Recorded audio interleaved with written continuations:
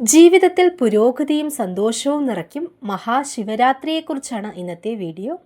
കുടുംബജീവിതത്തിൽ ഐശ്വര്യവും സന്തോഷവും സമാധാനവും നൽകുന്ന, ആഗ്രഹിക്കുന്ന ന്യായമായ എന്ത് കാര്യവും സാധ്യമാക്കാൻ സഹായിക്കുന്ന മഹാവ്രതമാണ് മഹാശിവരാത്രി വ്രതം. ശിവപ്രീതി നൽകുന്ന 8 വ്രതങ്ങളിൽ മുഖ്യമാണ് സകല പാപങ്ങളും നശിപ്പിക്കുന്ന ശിവരാത്രി വ്രതം. ശിവരാത്രി വ്രതം നോൽക്കുന്ന ഭക്തർക്കും ജീവിത പങ്കാളിക്കും ദീർഘായുസ്സുണ്ടാകും.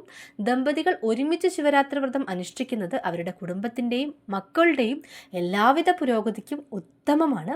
ശിവപ്രീതികരമായ കുംഭത്തിലെ കൃഷ്ണപക്ഷ പ്രദോഷവും ശിവരാത്രിയും ഒരുമിച്ച് അനുഷ്ഠിക്കാവുന്ന ദിനങ്ങളാണ് സമാഗതമാകുന്നത്.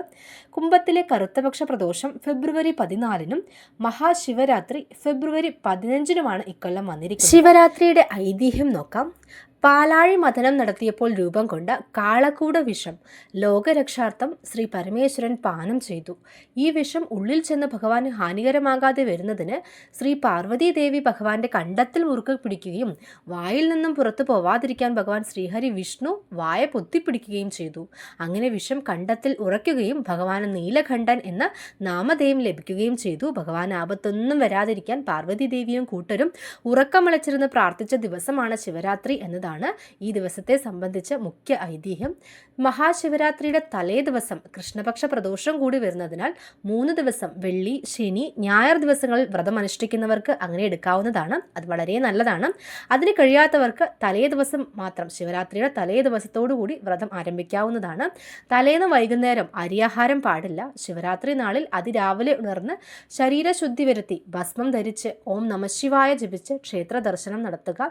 ശിവരാത്രി ദിനത്തിൽ പൂർണ്ണ ഉപവാസമാണ് വേണ്ടത്. അതിന് സാധിക്കാത്തവർക്ക് പാലും പഴവും കഴിച്ചുകൊണ്ട് വ്രതമെടുക്കാം. അതിനും സാധിക്കാത്തവർക്ക് ഒരിക്കലൂണോട് കൂടിയിട്ടും വ്രതം അനുഷ്ഠിക്കാവുന്നതാണ്. നമ്മുടെ ആരോഗ്യം അനുസരിച്ച് വ്രതം അനുഷ്ഠിക്കുക. മഹാശിവരാത്രി ദിവസം ശിവപ്രീതികരമായ കർമ്മങ്ങൾ അനുഷ്ഠിക്കുക. അതിൽ ഏറ്റവും പ്രധാനമാണ് അന്നദാനം കഴിപ്പിക്കുന്നത്.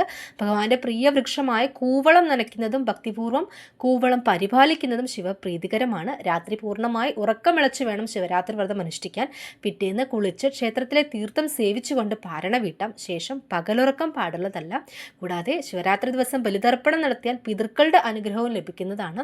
പ്രദോഷ ദിവസവും ശിവരാത്രി നാളിലും കഴിയുന്നത്ര തവണ ഓം നമഃശിവായ മന്ത്രം ജപിക്കുക. ശിവഭഗവാന്റെ അനുഗ്രഹം കൂടെ തന്നെ ഉണ്ടാവും. ശിവപ്രീതികരമായ മന്ത്രങ്ങളും നാമങ്ങളും ജപിക്കുക. ശിവരാത്രി ദിനത്തിൽ വൈകുന്നേരം ശിവക്ഷേത്രത്തിൽ പുരുഷന്മാർ ശയനപ്രദക്ഷിണം നടത്തുന്നതും സ്ത്രീകൾ അടിവെച്ചുള്ള പ്രദക്ഷിണം നടത്തി ഭഗവാനെ നമസ്കരിക്കുന്നതും ഏറ്റവും ഉത്തമമാണ്. കഴിയുന്നത്ര തവണ ഓം നമഃശിവായ മന്ത്രം ജപിക്കുക. ശിവപ്രീതികരമായ മന്ത്രങ്ങളും നാമങ്ങളും ജപിക്കുക. ഏവർക്കും ശിവഭഗവാന്റെ അനുഗ്രഹത്താൽ മഹാശിവരാത്രി വ്രതം അനുഷ്ഠിക്കാൻ സാധിക്കട്ടെ എന്നും ശിവഭഗവാന്റെ അനുഗ്രഹം കൂടെ തന്നെ ഉണ്ടാവട്ടെ എന്നും പ്രാർത്ഥിക്കുന്നു.